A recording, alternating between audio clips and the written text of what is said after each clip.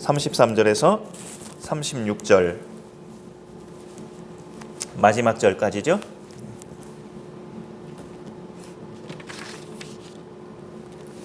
우리 로마서 11장 33절부터 같이 읽습니다. 시작. 깊도다 하나님의 지혜와 지식의 풍성함이여 그의 판단은 헤아리지 못할 것이며 그의 길은 찾지 못할 것이로다. 누가 주의 마음을 알았느냐? 누가 그의 모사가 되었느냐? 누가 주께 먼저 드려서 갚으심을 받겠느냐? 이는 만물이 주에게서 나오고 주로 말미암고 주에게로 돌아감이라. 그에게 영광이 세세에 있을지어다. 아멘. 사람들이 하나님을 믿지 못하는 이유 중에 하나는 아주 단순한 이유지만 눈에도 안 보이는 것이 결정적이고, 그 다음에 그 하나님이란 신을 믿는 자들이 설명했을 때 자신들의 머리로는 이해가 안 가기 때문에 쉽게 믿지를 않죠. 그분의 천지창조를 사실 목격한 사람도 아무도 없죠. 사실 우리 인류의 조상인 아담과 하와도 본인들이 다 지어지고 나서는 천지창조가 이제 끝났기 때문에 하나님의 창조 사역 과정을 그 아담도 본 적이 없어요. 그리고 그 예수 그리스도를 이 땅에 신인데, 예수님도 똑같이 하나님이신데 사람으로 오게 하셔서 십자가에 달려 죽게 하는 방법으로 죄인들을 구원하신다는 것도 사람들이 듣기에는 얼핏 이해하기 참 어려운 그런 내용입니다. 우리가 이제 어릴 적부터 우리는 믿음의 길로 들어왔고 또 그런 방법, 복음의 내용을 그렇게 배워와서 이제까지 그렇게 믿어 살아왔기 때문에 그게 이상하게 느껴지지 않지만, 처음 듣는 사람에게는 그게 굉장히 참 희한한 구원 방법이다라고 생각할 수가 있는 거죠. 그 다음에 또 하나님을 편협하게도 많이 생각하기도 하죠. 어떻게 예수 안 믿었다고 지옥 가게 할 수 있느냐. 많은 유익함과 많은 그런 좋은 일과 또 남달리 본되는 그런 많은 인생의 멋진 삶을 산 사람도 얼마나 많은데, 그들이 단지 예수 하나 안 믿었다고 그 영혼이 천국 못 간다? 그게 하나님인가? 이렇게 또 생각하는 경우가 있죠. 많은 사람들은 자신이 이해하지 못하는 것은 믿을 수 없다고 그렇게 또 단정을 짓죠. 내가 이해가 돼야 믿지 이해가 안 되는 걸 어떻게 믿어? 이렇게 단정을 짓는데, 그러나 인간이 하나님을 이해하는 것은 불가능합니다. 차라리 믿는 것이 오히려 가능하지 하나님을 이해한다는 것은 아무리 우리가 믿음이 있어도 그건 불가능한 일이에요. 하나님을 100% 이해할 수가 없죠. 저번 달 성탄절 새벽에 뉴스거리가 굉장히 많이 보도됐죠. 도봉구 방학동의 한 아파트에서 화재가 발생했어요. 3층에서 불이 났던데, 그 3층에서 불이 나면 그 층도 굉장한 타격이지만 그 바로 위층도 타격을 입는다는 것을 우리는 알고 있죠. 불이 위로 올라가니까.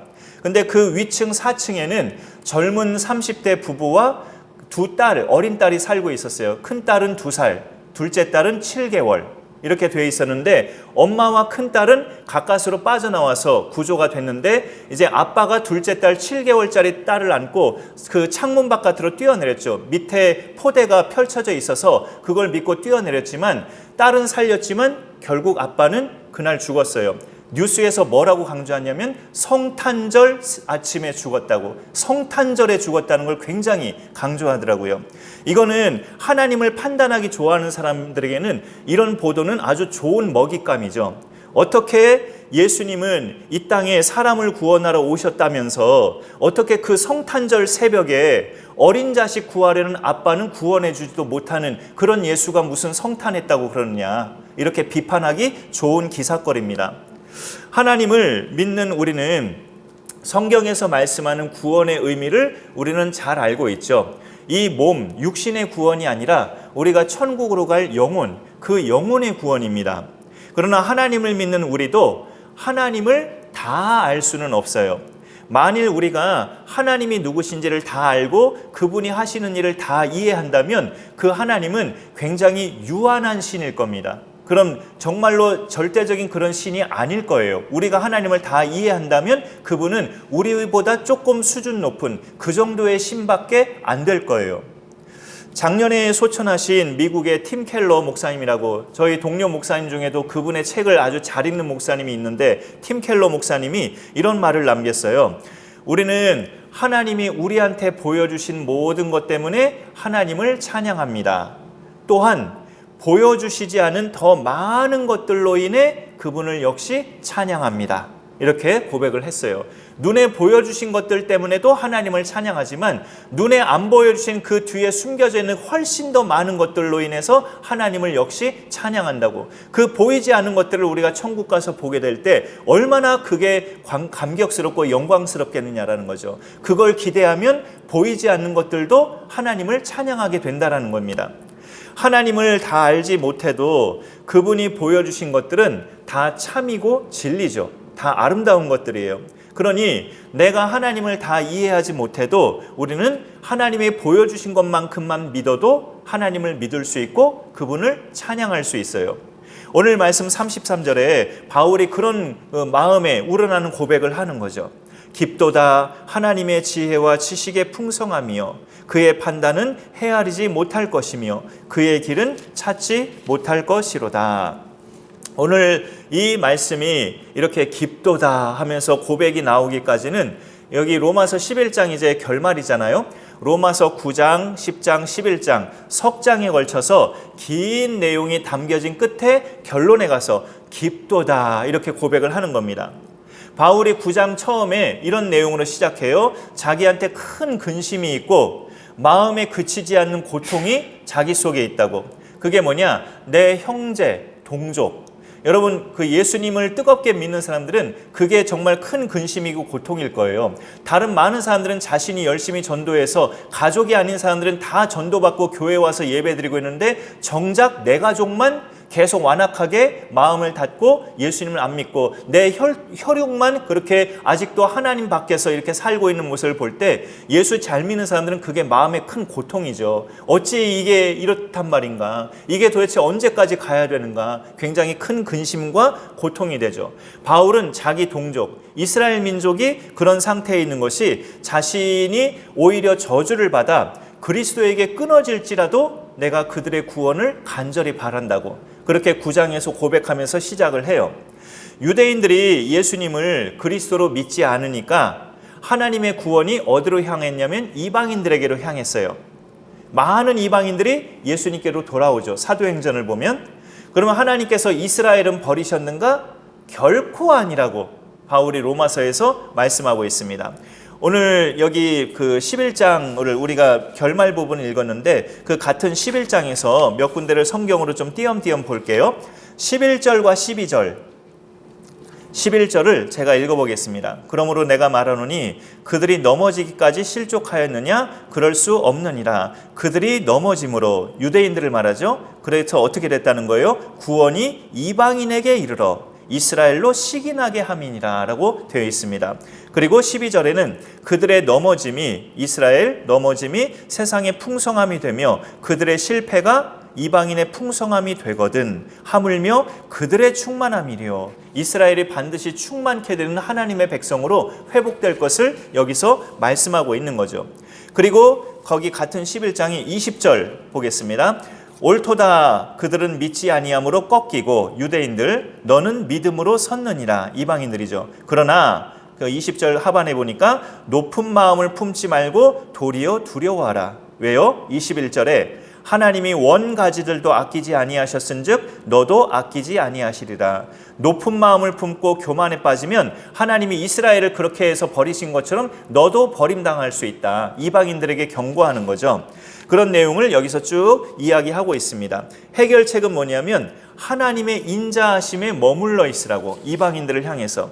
그게 22절에 딱 한복판 그 22절 중간쯤에 보면 너희가 만일 하나님의 인자하심에 머물러 있으면 그 인자가 너희에게 있으리라. 그렇지 않으면 너도 찍히는 바 되리라. 이렇게 말씀하고 있어요. 그러니 이방인들 너희가 이스라엘처럼 버림당하지 않으려면 하나님의 인자하심 안에 머물러 있으라. 하나님의 그 은혜와 자비와 인자하심 때문에 내가 이렇게 나 같은 것이 구원받고 예수의 피로 구원받고 하나님의 권속이 되다니 그런 하나님의 인자하심 안에 계속 머물면서 두렵고 떨림으로 겸손하게 하나님께 붙어 있으면 하나님께 버림당하지 않는다라는 당부를 하는 거죠.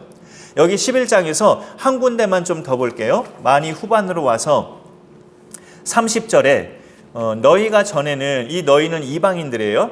하나님께 순종하지 아니하더니 이스라엘이 순종하지 아니함으로 이제 긍휼을 입었느니라. 이와 같이 이 사람들이 순종하지 아니하니 이는 너희에게 베푸시는 긍휼로 이제 그들도, 이스라엘도 긍휼을 얻게 하려 하심이라. 30절 31절까지 한 번 더 봤습니다. 원래 이방인들도 하나님께 불순종하는 그런 하나님 밖에 있는 어둠의 자식들이죠. 그런데 하나님께 불순종하던 자들인데 하나님의 원가지 이스라엘 백성이 불순종하니까 하나님이 이방인들에게 긍휼을 베푸셨어요. 이스라엘 잠깐 놔두고 그래 내가 이제 긍휼을 이방인들에게도 향하리라 하면서 이방인들을 향해 긍휼을 베푸시고 이방인들이 긍휼을 입습니다. 예수님을 믿고 구원받는 백성이 됐다는 뜻이죠.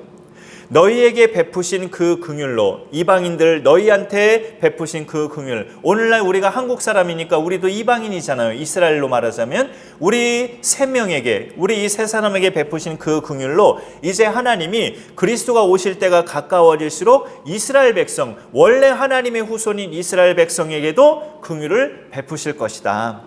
하나님은 예수님이 성탄하시기 전까지 자기 백성으로 삼으셨던 이스라엘도 버리지 않으신다는 말씀이고, 성탄하신 후에 자기 백성으로 삼으신 이방인들도 버리지 않으신다는 뜻이죠. 이스라엘도 다시금 돌아오게 하시고 이방인들도 돌아오게 하시고 모든 민족에게 긍휼을 베푸시는 하나님이심을 여기 11장 쭉 내용에서 우리에게 알려주고 있습니다. 그래서 그런 하나님을 소개하면서 결론에 가서 오늘 말씀 33절에 깊도다 하나님의 지혜와 지식의 풍성함이요 그의 판단은 참 우리 인간이 헤아리지 못할 것이고 그의 길은 우리가 참 찾을 수가 없구나, 정말 탁월하시고 놀랍다라는 거죠. 이 하나님의 지혜는 그리스도의 십자가를 통해 구원을 하시려는 그분의 계획을 말하는 거죠. 하나님의 계획, 그 지혜가 정말 탁월하다는 거죠. 이 구원 방법이 처음에는 주로 이방인들에게 시작이 됐지만 원래 하나님의 백성인 이스라엘도 똑같이 결국은 이 방법으로 구원하실 거란 이야기죠. 그 이스라엘도 완악한 예수님을 받아들이지 않는 유대인들도 결국은 예수님을 받아들이면서 이 방법으로 하나님이 구원을 하시겠다는 말씀입니다. 하나님의 이 구원 방법은 정말 그 지혜와 지식의 풍성함이고 우리가 감히 헤아릴 수 없는 하나님만의 탁월하심이에요. 우리가 뭐 하나님 앞에 드려진 게 있다고 우리를 구원하시고 이렇게 하나님의 아들, 딸이 됐어요? 그냥 하나님이 거저 주신 은혜입니다. 하나님의 은혜와 탁월하심 때문에. 여러분, 사람들 사이에서도 어떤 분야의 전문가고 그리고 그 사람이 경험도 많고 더 나아가서 그 사람이 요즘은 이런 식으로 해야 사람들의 호응을 얻습니다 하면서 경향, 트렌드까지 다 알고 있다면 그런 전문가적인 사람한테 내가 어떤 조언을 해주고 그래도 한번 이렇게 해보시죠 라고 말을 건다는 건 굉장히 주제넘는 행동이고 조심스럽죠. 전문가요, 경험도 많고 트렌드까지 알고 있는 그런 사람한테 그렇게 하지 말고 이렇게 해보시죠, 제가 주제넘게 그런 말을 한다면 그냥 아무것도 모르는 사람이 까부는 것이 될 수 있죠. 오늘 말씀 34절에 보니까 누가 주의 마음을 알았느냐, 누가 그의 모사가 되었느냐, 이런 말이 있어요. 모사는 조언해 주는 사람이에요. 상담해 주는 사람. 누가 감히 하나님한테 조언을 해주고 하나님과 의논을 하겠느냐. 마치 욥에게 나타나신 하나님이 그에게 계속 질문을 던지시죠. 내가 이 모든 걸 창조할 때 넌 어디 있었느냐 하면서 당신이 절대자 하나님을 계속 말씀하시니까 욥은 아무런 대답을 못하죠. 답답해하면서 하나님 도대체 뭡니까? 답답해하던 욥이 하나님의 그 말씀을 듣고 아무 말을 못하고 하나님께 회개를 합니다. 어떻게 회개합니까? 내가 무지한 말로 이치를 가렸습니다. 깨닫지도 못한 일을 제가 입 밖으로 말을 해버렸습니다. 내 스스로도 알지 못하고 헤아리지도 못하는 어려운 그런 일을 주절주절 제가 주제넘게 말했습니다 하면서 하나님 앞에 이 욥이 회개를 해요. 우리가 살다 보면 마음속에 이런 외침이 막 나올 때가 있어요. 하나님, 어떻게 나한테 이러실 수가 있습니까? 제가 뭘 그렇게 잘못했습니까? 오히려 나를 이렇게 만든 자들이 더 잘못한 거 아닙니까? 이런 마음이 들 수가 있죠. 그런데 그런 항변은 어떤 항변하고 똑같냐면 하나님, 어떻게 이런 방법으로 저를 구원하실 수 있습니까? 왜 아무 죄도 없는 독생자를 희생시키는 걸로 저를 구원하십니까? 하나님의 방법이 그것밖에 없습니까? 이런 식으로 항변하는 것과 똑같은 거예요. 그런 항변이 이런 어떤 나에게 추락하는 그런 상황이 있을 때 항변하는 것이 나를 구원하신 하나님께 그 구원의 방법을 항변하는 것과 똑같은 거예요. 하나님 앞에서는. 우리가 하나님 앞에 그런 질문을 던질 수 있습니까? 어떻게 당신 아들을 피 흘려 죽게 하는 방법으로 나를 구원하실 수 있습니까? 왜 그렇게 잔인한 방법을 하나님은 쓰십니까? 그렇게 우리가 하나님한테 항변할 수 있어요? 살려주신 하나님한테? 그거는 배은망덕 중에 최고의 배은망덕이죠. 하나님께서 죄인을 구원하시는 일에 있어서 만약에 사람의 조언을 들으시고 사람과 의논하시거나 사람의 의견을 받으시면서 구원을 이루셨다면 결과가 어땠을까요? 지금 구원받았을 사람들 중에 못 받았을 사람도 굉장히 많았겠죠. 사람들의 조언을 듣고 하나님이 구원을 행하셨다면 하나님, 이 사람은 절대로 안 됩니다. 하나님. 그런 사람들의 조언을 듣고 하나님이 구원을 행하셨다면 구원받을 사람들이 지금보다 훨씬 적었을지도 몰라요. 그리고 결정적으로 하나님이 나한테도 그런 말씀을 하실지 모르죠. 네가 말하는 의견을 들어보니 그러면 너는 구원받을 자격이 없는 것 같다. 너도 그럼 제외를 시키겠다. 하나님의 결말적인 답은 그렇게 나오실 수도 있어요. 그 구원 방법에 있어서 사람들의 조언을 받고 사람들의 의견을 들으시고 하나님이 구원을 행하셨다면 구원받을 사람이 훨씬 적었을 뿐만 아니라 나조차도 구원받지 못할 그런 상황이 됐을 수 있단 말이죠. 오늘 그 말씀 35절에 보면 또 누가 먼저 주께 드려서 갚으심을 받겠느냐. 하나님 구원할 대상이 있다면 하나님께 성심성의껏 헌신하고 헌금도 많이 하고 하나님 앞에 헌신적으로 자기를 드린 사람들을 구원하셔야 되지 않겠습니까? 하나님? 이런 식으로 의견 제안을 한다면 이제 갓 예수 믿은 사람들은 구원의 가능성이 있을까요? 그러면 희박해지는 거죠. 그거는 은혜의 하나님이라고 말할 수가 없는 거죠. 오히려 우리가 하나님께 전적으로 빚진 자가 입장에서 우리를 구원하셨기 때문에 이것이 정말 하나님의 은혜요 자비요 긍휼이라고 우리가 말할 수밖에 없는 거예요. 1만 달란트로 상징되는 죄값을 그냥 하나님이 다 물어주셨어요. 사람과 한마디도 의논하지 않으시고 오직 하나님께서 당신의 방법으로 구원을 이루신 것이 우리로서는 얼마나 다행이고 얼마나 은혜인지 모릅니다. 그래야 내가 구원받으니까. 그분의 그 지혜와 지식은 이 지구의 80억 인구가 전부 솔로몬 같은 머리를 가졌다 해도 따라갈 수 없어요. 그래서 우리는 다시 한번 이 말씀을 고백하게 됩니다. 깊도다 하나님의 지혜와 지식의 풍성함이여.